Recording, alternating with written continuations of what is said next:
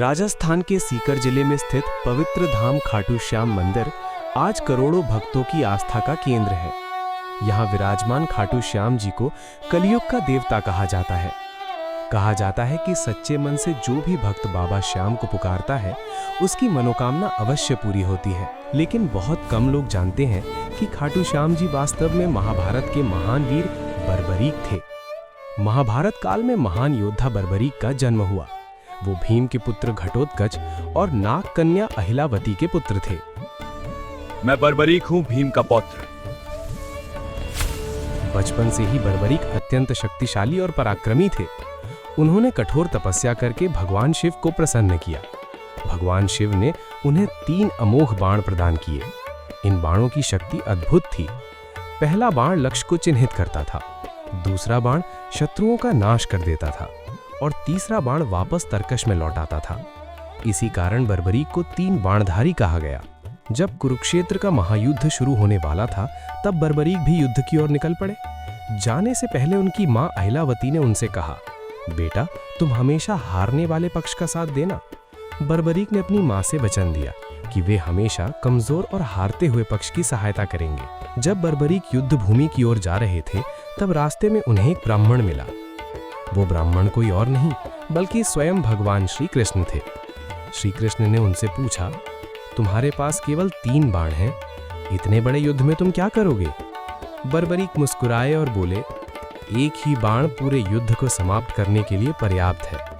श्री कृष्ण ने उनकी शक्ति की परीक्षा लेने के लिए एक पेड़ के पत्तों की ओर इशारा किया। बर्बरीक ने बाण छोड़ा। वो बाण पेड़ के सभी पत्तों को छूकर वापस लौट आया, लेकिन श्री कृष्ण ने एक पत्ता अपने पैर के नीचे छिपा लिया था। बाण उनके पैर के पास घूमने लगा।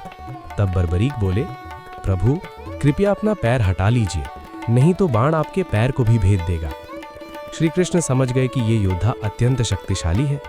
उन्होंने सोचा, अगर बर्बरीक युद्ध में शामिल हो गया तो युद्ध का संतुलन बदल जाएगा। इसलिए श्री कृष्ण ने ब्राह्मण रूप में उससे दान मांगा। बर्बरीक ने कहा, ब्राह्मण देव आप जो चाहे मुझसे मांग सकते हैं। तब श्री कृष्ण बोले, अगर तुम सच्चे दानी हो तो मुझे तुम्हारा शीश चाहिए। ये सुनकर भी बर्बरीक तनिक भी विचलित नहीं हुए, लेकिन दान देने से पहले उन्होंने एक अंतिम इच्छा व्यक्त की। उन्होंने कहा कि वे महाभारत का युद्ध देखना चाहते हैं।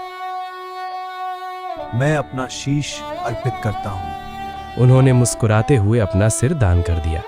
तुम सच में महान योद्धा हो। श्री कृष्ण ने उनका शीश एक ऊंचे पहाड़ पर स्थापित कर दिया।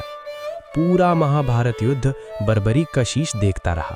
जब युद्ध समाप्त हुआ तब श्री कृष्ण ने उनसे पूछा, तुम्हें युद्ध में क्या दिखाई दिया?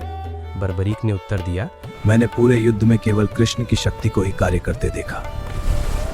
बर्बरीक के अद्भुत बलिदान से प्रसन्न होकर श्री कृष्ण ने उन्हें आशीर्वाद दिया। कलयुग में तुम श्याम नाम से पूजे जाओगे।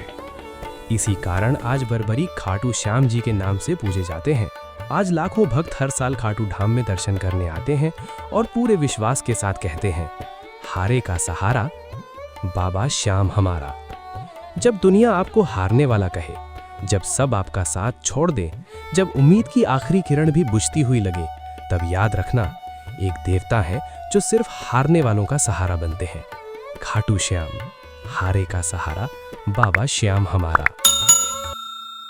ये कली युग है जहाँ चरित्र नहीं चेहरा बिकता है, जहाँ धर्म का चोला पहनकर अधर्म खुलेआम चलता है।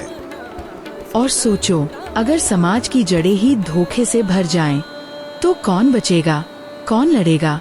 यही कारण है कि अब वो समय आ रहा है जब इस अधर्म के जंगल में कल्कि की बिजली गिरेगी, जो तलवार लेकर नहीं सत्य का तूफान बनकर आएगा, जो पहले हमें आईना दिखाएगा, फिर व्यवस्था को झकझोर कर रख देगा। जब अधर्म सिर उठाता है, जब सत्य मौन हो जाता है, जब परिवार टूटते हैं, रिश्ते बिकते हैं और आत्मा खो जाती है, तब एक आवाज उठती है कल्कि की। यह चैनल सिर्फ एक कहानी नहीं, यह एक चेतावनी है, एक क्रांति है।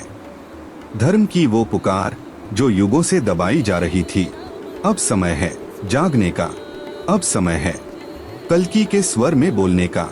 कल्कि स्पीक्स, अवतार ऑफ रेवोल्यूशन, जहां हर वीडियो एक शंखनाद है, क्या आप भी इस मिशन का हिस्सा बनना चाहेंगे?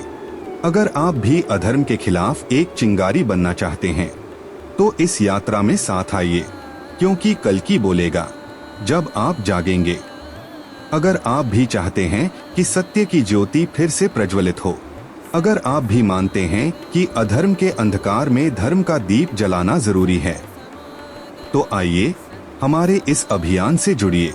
कल्कि स्पीक्स अवतार ऑफ रेवोल्यूशन में आपका स्वागत है। कल्कि avatar.revolution@gmail.com पर आपकी समस्याओं और बहुमूल्य सुझावों का स्वागत है।